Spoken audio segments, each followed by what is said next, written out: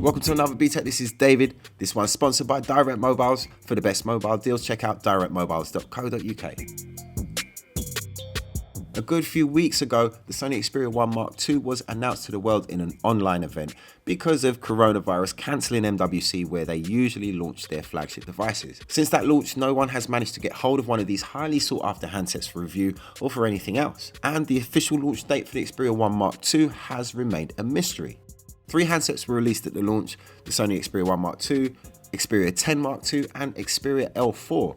The L4 does have a price and it's listed on Sony's website, however it does say it's not available at the moment. The L4 is listed for a price of £169. But now it does seem like we have a release date for the flagship Xperia 1 Mark II, from a tweet that was put out by the Spanish Sony Twitter account. The tweet said that Sony Xperia 1 Mark II will be available to buy in the next couple of weeks. A specific date wasn't mentioned, but from this we can gather that we will be able to buy the new device before the end of this month. Now, the fact that this is only coming from one Sony outlet kind of suggests that we should take this with a pinch of salt. Sony Xperia Mark I did have a similar release schedule. It was announced at MWC at the start of the year, but it wasn't in users' hands until June. So, in a way, although it has been so long since the announcement, Sony would in fact be ahead of schedule if they chose to release it this month. If it is true, then this is great news for Sony fans. The Xperia 1 Mark II, as well as the 2 other new devices, all feature the unique 21:9 aspect ratio, which gives it a completely different feeling in the hand to most other phones. It's a very slim and very elegant design. The Xperia 10 Mark II in particular has seen quite an upgrade from last year's models. Only one size will feature this year, and this time it will have Gorilla Glass 6 on the front and the back, giving it a much more premium feel than the plastic body design of the Xperia 10, as well as matching the IP65/68 water and dust proof rating of the flagship model.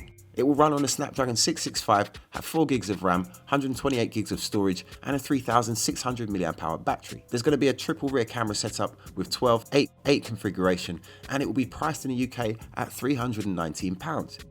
We can assume that the Xperia 10 II will be released around about the same time as the flagship, hopefully before the end of this month. I'm actually very excited about the Xperia 10 Mark II because it's got a premium look and feel and it's very affordable.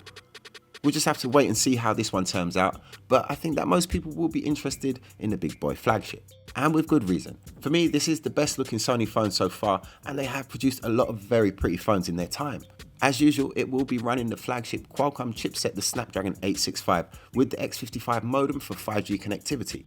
For the first time, we'll see a quadruple rear camera system for the Sony, 3 of which will be 12 megapixel sensors. 2 of them are the Exmor type sensors, which give it great low light. It will also have a 3D timer flat sensor, which seemed to be all the rage this year. Think of it as an upgraded depth sensor, but far more accurate. Sony have chosen to stay with 12 megapixels for the flagship, unlike most other companies which are going for medium format resolution with their top phones. I don't have a problem with them sticking at 12 megapixels. I think it's more than enough to get really high quality shots from your smartphone. The Sony Alpha division seems to be a lot more heavily involved this time around with the Sony Xperia 1 Mark II. Evidence of this is that we expect a new Photo Pro mode, which will give you very similar controls to the Alpha cameras.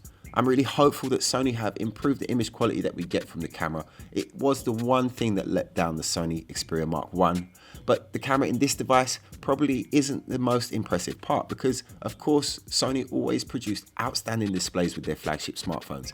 And this year, they've really pulled out all the stops and we get a 4K HDR triluminous display. Hopefully this time, it's going to be brighter than the display that was in its predecessor, the Xperia 1.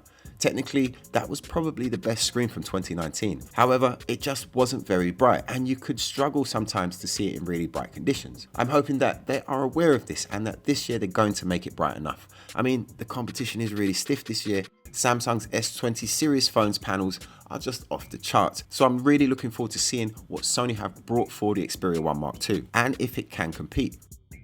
Unfortunately, we still don't have a price for the new Sony flagship, but I think it's safe to say that it's going to be a lot. Evidence of this is the fact that Sony have announced the prices for the other 2 phones, which are very well priced incidentally. £320 for the Xperia 10 Mark II sounds like a bit of a bargain to me. If we go with last year's prices, then the Xperia 1 was priced at £849, slightly cheaper than the S20 Plus and a lot cheaper than the S20 Ultra, and roughly the same price as the P40 Pro. You could argue that if it does fall behind slightly compared to those devices in its camera, well, it will make up for it in other areas, such as in its display and its audio performance. In my opinion, Sony generally have the best sounds. Even in the mid-range phones, the sound quality coming through the headphones tends to be better than even the most expensive flagships. I just hope that this announcement from the Spanish Sony Twitter account is correct and we do see these phones very soon. Really excited to get my hands on an Xperia 1 Mark II and an Xperia 10 Mark II for review. As soon as samples are available, you can expect to see reviews up here on Btekt. So you know that the best place to find out all the details will be right here, so make sure you hit the sub button and the notification bell so you know every time we post a video.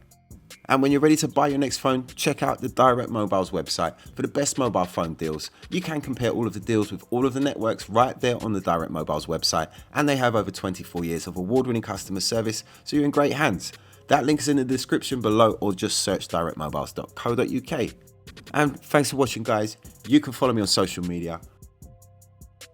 I'm David. This is Btekt.